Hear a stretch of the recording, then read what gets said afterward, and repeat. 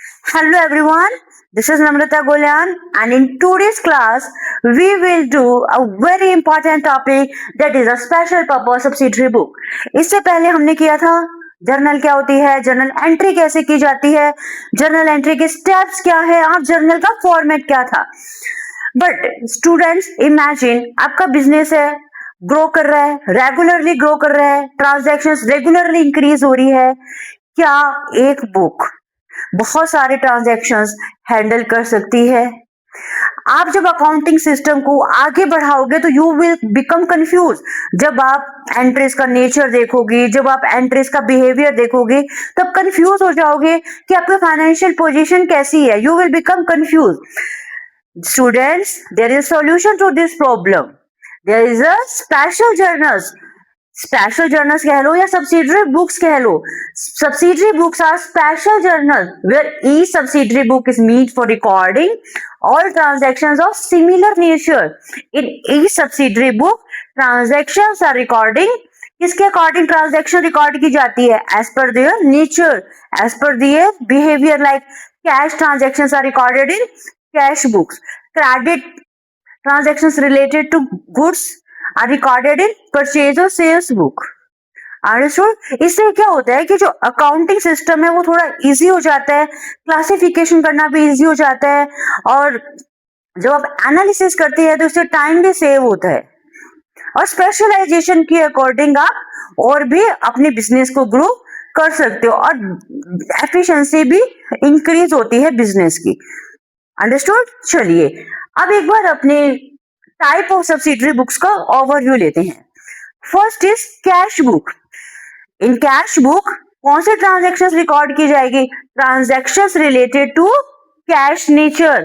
कोई भी transaction cash related है that will be recorded in the cash book. चलिए अब अपने परचेज और सेल्स बुक की बात करते हैं. इन परचेज और सेल्स बुक कौन सी ट्रांजैक्शंस आएगी? Transactions related to credit. कौन सी credit? Credit transactions of goods. Students आप क्या करते हो क्वेश्चन करते हुए? बहुत बड़ी मिस्टेक करते हो. आपने परचेज वर्ड्स तो देख लिया, ये नहीं देखते हो कि परचेज ऑफ गुड्स है या परचेज ऑफ असेट है. इन परचेज बुक और in sales book credit transactions related to goods will be recorded only. Asset का परचेज और सेल्स क्रेडिट ट्रांजैक्शन इन बुक्स में नहीं आएगा. Understood? Credit transactions related to asset will be recorded in the journal proper. These are related to only goods. Because wrong classification हो जाएगा तो आगे आपको दिक्कत आएगी, आपको ट्रायल बैलेंस मैच नहीं होगा और आगे आपके अकाउंट्स हैं वो गलत पे गलत बनते जाएंगे. Understood? In PR book means purchase return book, SR means sales return book. Transactions related to purchase return, return made to supplier. And sales return क्या होता है? Sales return received from customer. Transactions related to purchase returns and sales return recorded in the purchase return book and sales return book. Understood? और एक थोड़ा सा की point बताती हूँ.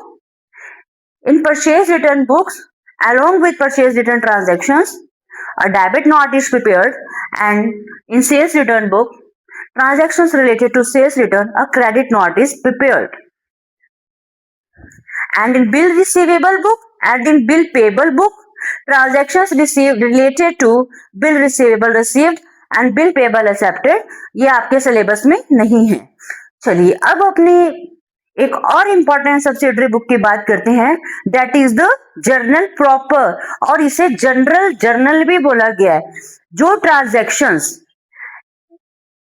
दीज नेचर्स की नहीं है, कैश नेचर की नहीं है, credit transactions of goods nature की नहीं है, परचेज रिटर्न नहीं है, सेल्स रिटर्न नहीं है, तो ट्रांजैक्शंस कहाँ रिकॉर्ड होगी? ऑब्वियस आपके माइंड में क्वेश्चन अराइज हो रहा होगा, वेयर वी रिकॉर्ड परचेज और sales of asset, opening entries, closing entries, transfer entries, adjustment entries, abnormal loss, abnormal gains कहाँ रिकॉर्ड करोगे?